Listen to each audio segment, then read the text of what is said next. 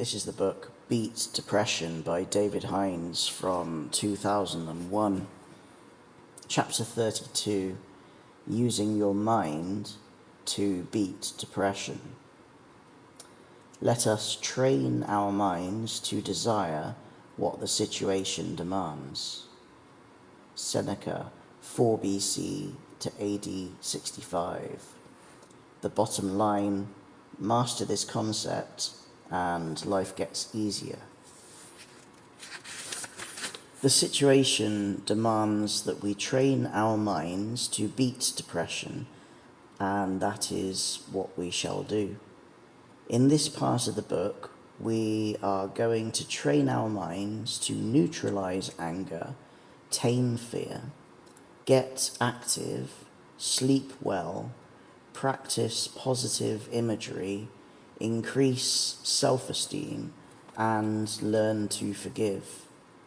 To make solid progress in the remaining 7 chapters of this section, I must ask you to participate in the mind exercises and other mini assignments I shall give you, regardless of any initial misgivings or skepticism you may have. Put all doubts on hold for a while. Defer judgment, at least until you reach the end of part 4. The tool we are going to use to derive maximum benefit from the challenges ahead is revised thinking, a subject that we touched on in chapter 2. Thoughts are all-powerful, and it is our own thoughts that play a major role in making us depressed or otherwise, and in keeping us depressed.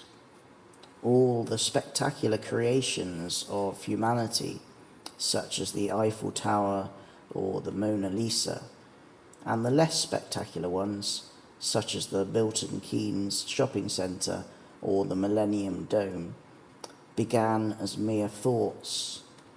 From the thought came the idea, from the idea came the plan, and from the plan, the real thing evolved.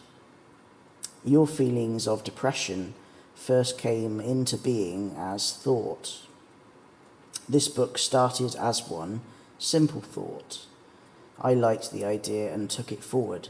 If my second thought had been, no, I can't, won't do it, you wouldn't be reading this now.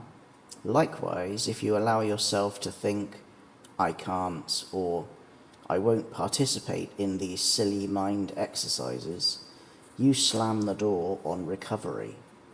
Understandably, when we are depressed, we can make the mistake of assuming that our feelings are at fault, when the real problem is probably the way we are thinking about life in general. Many of us have a tendency to blame ourselves for everyday events that happen and to put the worst possible interpretation on things that are said to us. This misguided and rather selective way of thinking is self-defeating and further fuels our feelings of low self-esteem and depression. To recover from depression quickly and to overcome all obstacles in the path of your recovery, you will need to adopt a new way of thinking, as briefly outlined in chapter 2, namely one which is forward-looking and blame-free. In the following chapters, you will learn how to differentiate between outmoded thinking and revised thinking. Approach these chapters with an open mind and a willingness to experiment with the exercises and ideas suggested, and very soon you could be amazed at your progress.